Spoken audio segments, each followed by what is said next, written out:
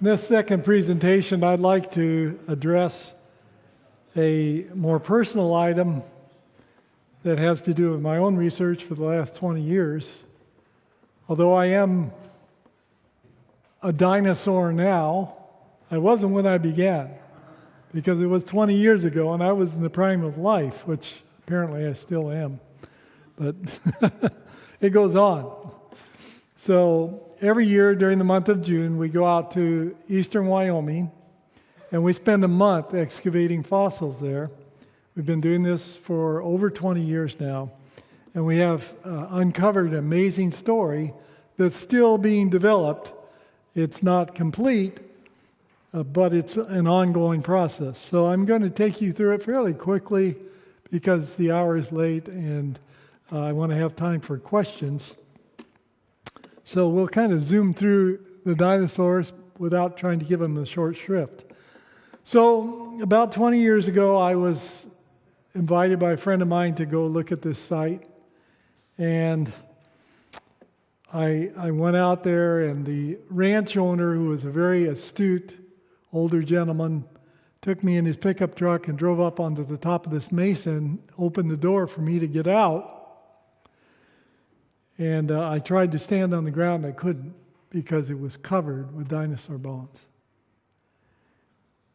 And I don't know how, he didn't know much about me at that time, but he was a good judge of character because I could not ignore what I saw there. It had to be saved for science because dinosaur bones aren't being made anymore.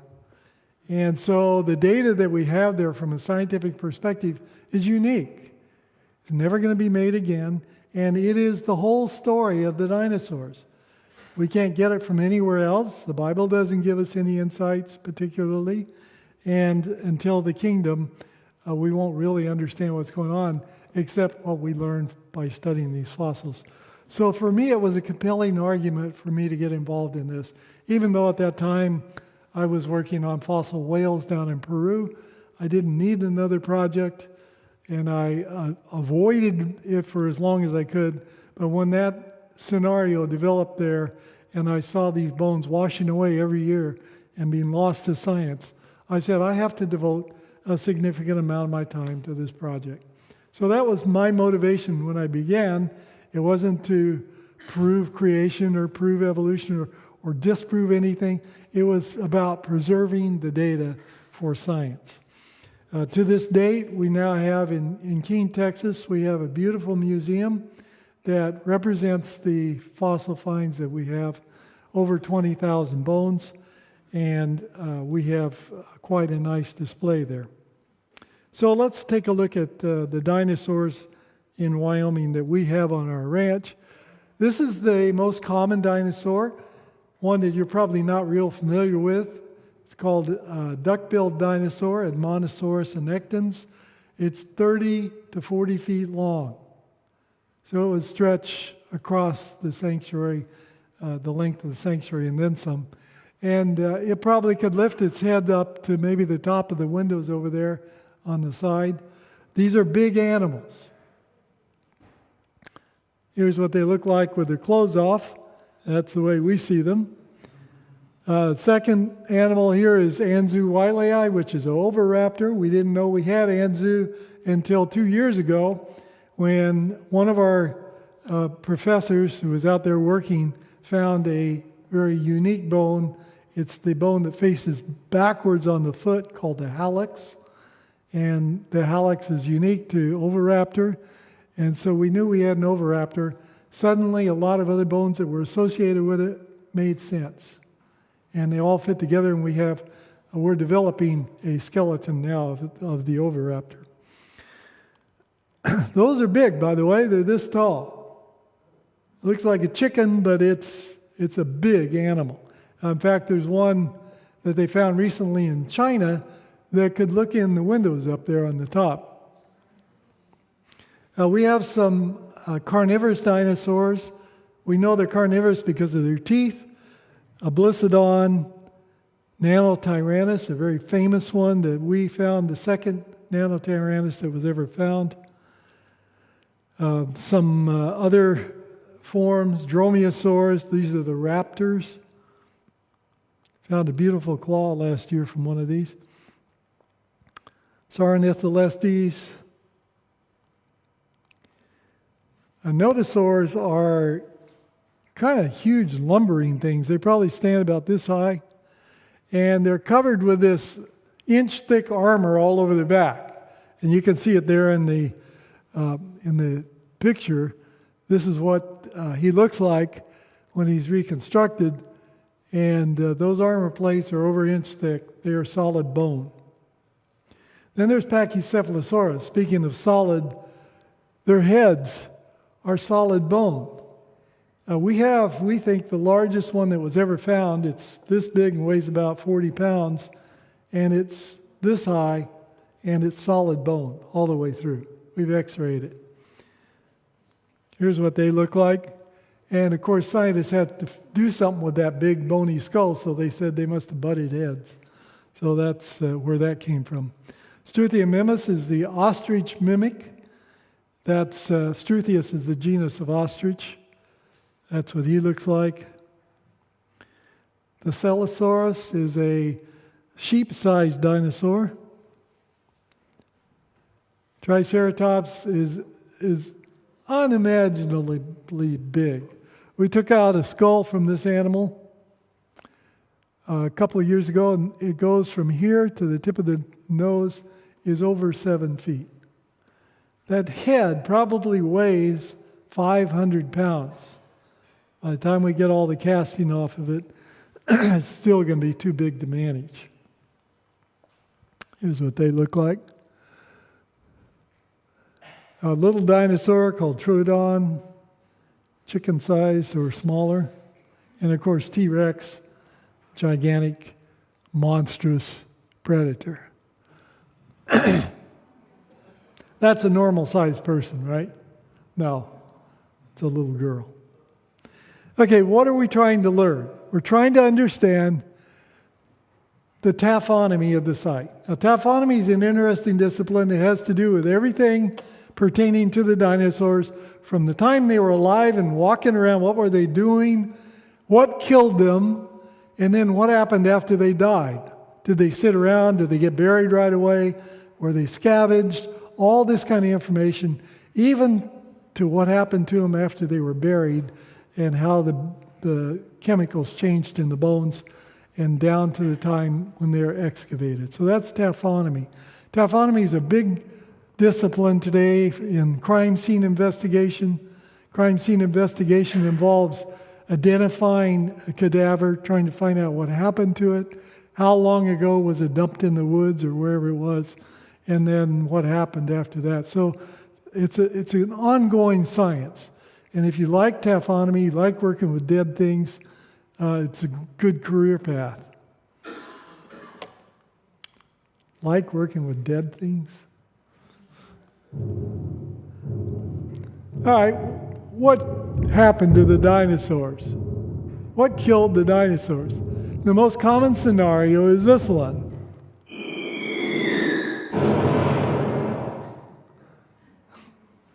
That sounds like it'd do it, wouldn't it? But there are many, many other explanations for what happened to the dinosaurs. And we'll just go quickly through these. It got too hot and the dinosaurs all died. Too cold and the dinosaurs all died. Too dry. Too wet. Too little food. Too much food. Poison food. And one scientist even published a paper suggesting the dinosaurs died of constipation. Other popular theories are volcanic destruction. Then, of course, the cartoonists have gotten busy, and anytime there's too much tomfoolery going on, the cartoonists will move in with their ideas. They took up smoking. Here's my favorite one. What really happened to the dinosaurs? They were killed in the global flood. I'll give you one quotation to answer the question, what happened to the dinosaurs, is a quotation from Ellen White in Spiritual Gifts. She says, there was a class of very large animals before the flood. Well, that's dinosaurs. What else is a very large animals class? Class of very large animals before the flood that God did not see fit to preserve in the ark because man in his weakened condition after the flood wouldn't be able to get along with them. Does that make any sense? Imagine a T-Rex out in the parking lot after church. What are you going to do? Here's this animal whose mouth is big enough to take your body in whole, and he's standing over your car. What are you going to do? After the flood, if T-Rexes had been on the ark, and they lay, let's say, 20, 25 eggs laying season, and those eggs all hatch out, the next year there's 20 of these things, and they each lay 20 eggs. How long is man going to last on the earth? Anyway, that's something you can think about. Let's talk about our project. Began in 1996 when I went out to the ranch and took this on as a project. It's been run by Southwestern Adventist University and various associates through the years. We are in a county down here in Wyoming. Here's Wyoming. For those of you who aren't familiar with Wyoming, that's where Yellowstone National Park is. And it's way, way far away from where Texas is. And if anybody thinks I might be all wet because I'm from Texas, that's a possibility right now. It's very, very serious problems down in Houston right now. And it's affecting a lot of people I know. Anyway, this is Wyoming. We're in the Powder River Basin up here in the northeast corner, and that's blown up over here. And we're right here in Niobrara County. Niobrara County has the distinction of being the least populated county in the least populated state in the United States. So there are many, many more cows there than there are people. Here is our field station from the air. In 2015, we had 133 total participants, and 91 of them are shown here. This is what the camp looked like with all those people there. It was a pretty wild time. But it worked out beautifully, and the Lord blessed, and everyone had a wonderful time. Wyoming is crazy for the weather. Here's a thunderstorm coming in, cloud banks, tornadoes, but it's also very beautiful.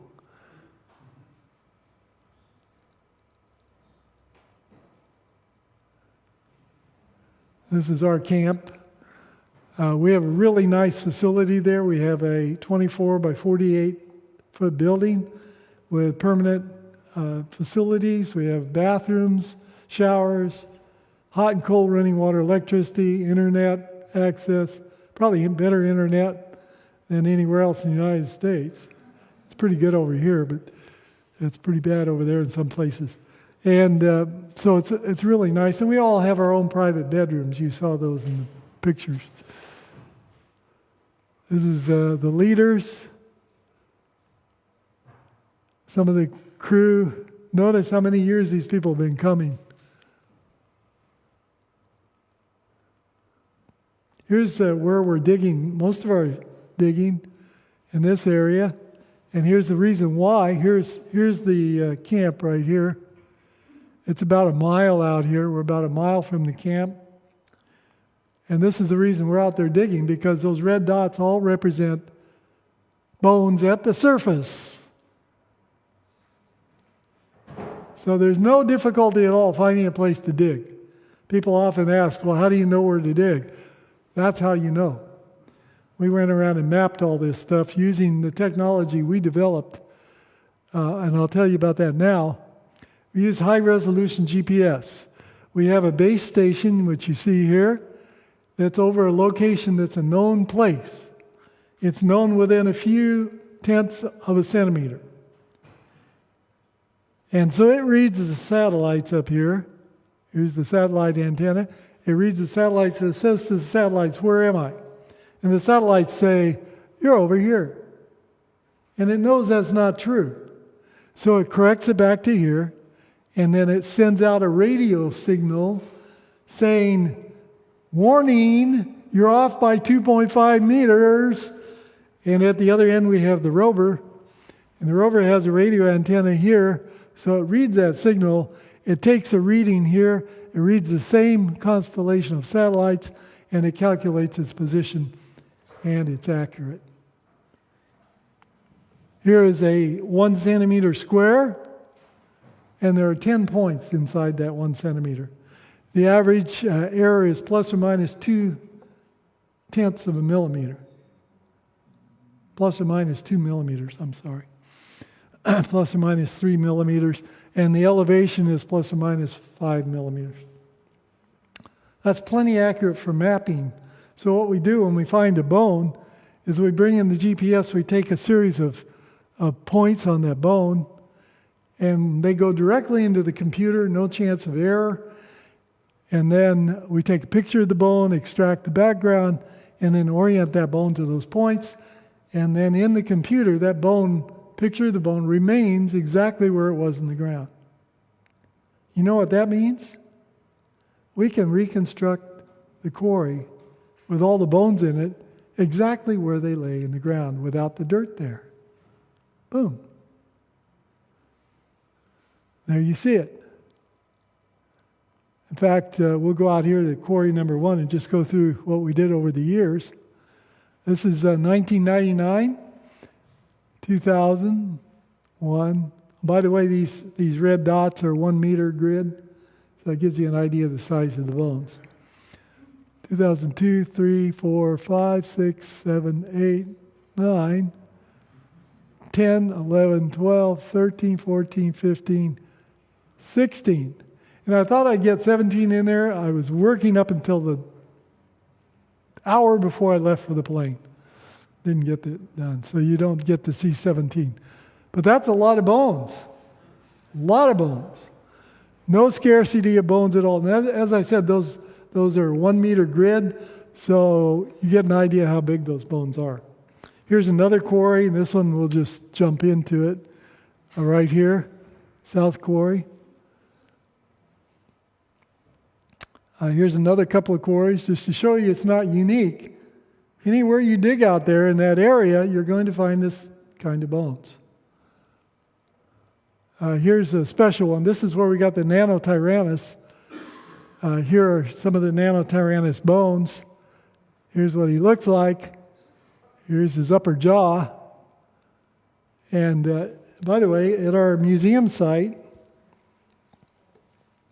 you can go to the site. It's called fossil.swau.edu. You can pull up bones. You can see virtual reality 3D images of every bone. And you can see an actual 3D image that you can download and print with your own 3D printer. So if you have a 3D printer, you can print hundreds of our bones because we make 3D images of all of them. There's no other website in the world that allows that. There's no other website in the world that has the ability to see where that bone was found with all the other bones around it.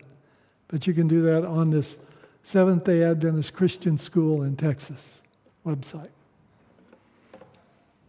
Here's the lower jaw, the same animal. And then 2 years ago, we took this baby out of the ground. This is a Triceratops skull. This is the back side of the skull. It's upside down in the ground. Here's one of the horns coming out. Here we're looking at the horns. That's how big the skull is. Here I am underneath it, trying to cast the underside so we can flip it over. And that's a pretty scary proposition. That weighed, well, it had 500 pounds of plaster on it. It weighed at least 500 pounds, so close to 1,000 pounds. And we dug a big hole to get it out, so we're way down below the ground level. Here it is back in the laboratory after we've begun processing it. This is what it looked like in the map, the quarry map. So there's the skull, along with all these other bones. some other bones of another dinosaur called Thescelosaurus that I mentioned earlier. Here's the Thescelosaurus we dug out at the same site. Here's his backbone here. This is the sacrum. These are the long bones. Here are some ribs. And that is a fibula, I believe. This map I've never showed to anybody else, so you're the first people to see this. This is, didn't mean to take it away so fast. Okay, here is the Thescelosaurus that I just showed you, is right there. This is the Triceratops right there. This is a Edmontosaurus, including 50 plus 12, 18 more, 68 vertebrae of the tail, all in a row. And we haven't anywhere near finished it. There's a fence line right here. We've gone right underneath the fence. It's on a cattle ranch. And these are the Anzu bones over here. So we've got 4 dinosaurs, all of the bodies apparently represented there in one quarry. And we're giving a paper on this at the Geological Society of America meetings in October in Seattle, Washington. One of the papers we're giving a total of, I don't know, 8 or 10 papers. All right, so how do people explain the dinosaurs?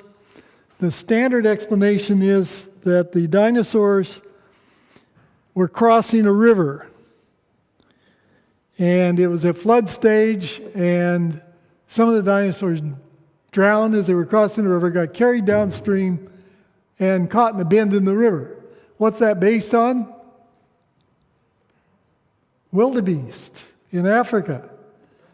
Crazy things. They cross the river, they drown. Thousands of them at a time can get caught and drowned, carried downstream, caught in a bend in the river. So that's what they thought this dinosaur site was. So that's the standard explanation paleontologists have used for years to explain any accumulation of significant numbers of bones. Well, is it true? That does matter, doesn't it? We don't really care that you can give a nice explanation. We want an explanation that is based on truth, on what's actually there. Is it true? Let's look at the data. Bones lack current orientation. If these bones were being carried down, or the animals were being carried down by a river, you would expect to see some orientation. There's very little evidence for orientation, as you can see here when we actually dragged the bones all to one point just to see what their orientation was. There isn't any particular orientation. Most of them are disarticulated. Would you expect that at a bend in the river scenario? Probably not. You'd expect some of those animals to be buried whole. The horizontal distribution of these bones is random, which means they didn't just get carried off by coyotes. They actually were transported and deposited. Here you can see one of the quarries. And again, this is something we can do that nobody else can do because we have mapped all these bones in individually. So I can pull up just the ribs and say, show me the orientation of the ribs. And boom, there it is. Not quite that easy, but we can do it. Bones occurred in a normally graded bed. We discovered this. Other people should have known this years ago if they were thinking, but all they were doing is trying to get the bones out of the ground because it's common in these kinds of deposits to find a graded bed. Graded bed means big bones at the bottom, little bones at the top. You could only get a graded bed if these bones were all transported in together as a single event. You can never do that at a bend in the river. What's going to happen is year after year, you have animals transported down and caught in the bend in the river. You're going to have whole animals with big bones at every level. We don't find that. We find big bones at the bottom, little bones at the top. The only explanation that makes any sense for that is a catastrophic deposit. These animals died, they rotted somewhere, and rotted enough so the bones were coming apart. and then the whole mass was picked up and transported downstream and deposited as a single event. Does that mean there was a flood? Well, it doesn't prove it, does it? But it's certainly consistent with something that happened on a global scale and something that happened in a short time.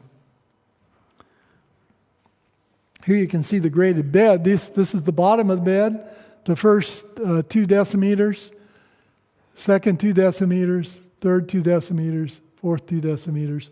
Clearly, the bones are graded from bottom to top. The bones are very well preserved. Here you can see some of the bones. They're beautifully preserved. Pristine bones without weather checking or anything that would happen if they laid around on the surface. Our estimate is about 5,000 animals were buried in this bone bed. That's a conservative estimate. And here's how we gathered that up. This is the whole area where I showed you those bones at the surface. Here's the area where 4 of our major quarries are. The ones I showed you are all right in here. So we're going to zoom in on that square. Now remember, that square is only one part of the whole story because all this is there also. We're just going to look at this.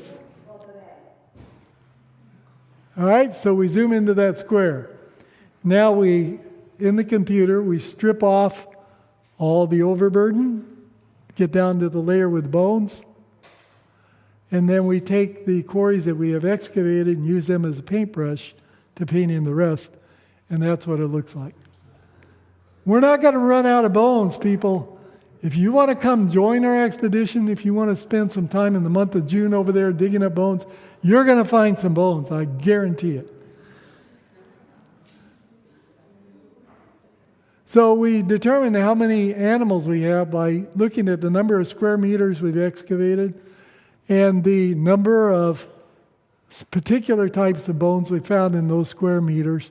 And that's what you see here. It's called the minimum number of individuals, MNI. And that's what this column is here. So on average, we find out that we have about 1/10 of a duck-billed dinosaur in every square meter. Well, since there's probably 200 or 300 bones in a duck-billed dinosaur, that's about 30 bones in every square meter. So if you sit down in one spot and dig down through the bone bed, you're going to find 30 bones. Isn't that fun? These are all bones that belong to a dinosaur that at one time was walking around on the earth. And you are the first person to ever see that bone or hold it in your hand. That's pretty exciting. We also look in between the bones at the fine sediments. We screen wash them. We come up with all kinds of little tiny things. How big are these? That's 1.5 millimeters. 1.5 millimeters there. These are shark's teeth. These are mammal teeth. These are dinosaur teeth, Troodon dinosaur teeth. These are skates and rays, stingrays. These are crocodile teeth. These are fish teeth. These are shark's teeth over here too. Lots of little stuff. We also find plants, wood, imprints of leaves, and pollen grains. These pollen grains are right from the bed. Notice they're beautifully preserved, and they tell us what kinds of plants were around with the dinosaurs.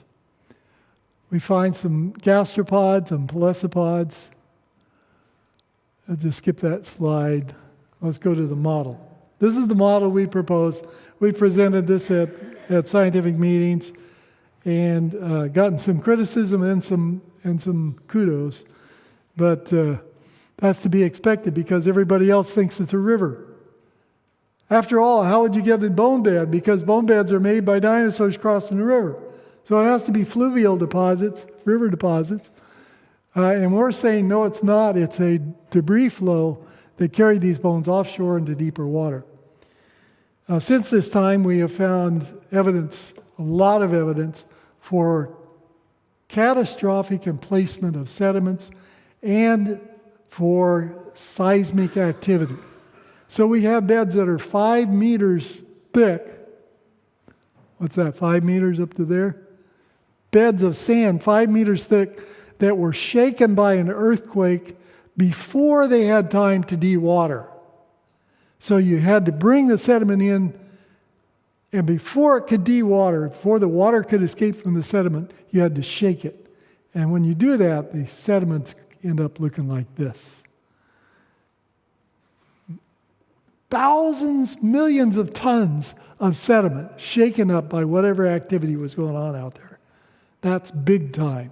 And it also indicates that these sediments were deposited very rapidly, and that's consistent with a global flood. So at this point, we have our conclusions are this is really an interesting place to study, and I welcome you to come out and join us during the month of June. Everybody thinks dinosaurs were killed catastrophically, so we're not going in over our head and saying this is a catastrophe, right? You saw the scenarios. Every one of them is catastrophic, killed all the dinosaurs. A cosmic event like an asteroid impact, that's pretty catastrophic. A flood like down in Houston, that's catastrophic as well. Everybody agrees with that. Does this prove that this had happened during the flood of Noah? No. Nor was it our aim to ever try to prove something from the Bible. Our goal is not to prove. It's to find out what the data say. Science is not about proof. If you ever hear anybody say, prove it, they are dealing in mathematics and logic, not in science. Because science does not ever claim to prove anything. Here are some websites that you might enjoy going to. The second one down is the museum. That's where you can see all these bones and see the 3D images. And if you have a 3D printer, you can print off some of the bones. The last one is for people who want to go participate in the project. So I welcome you to give it consideration. Thank you.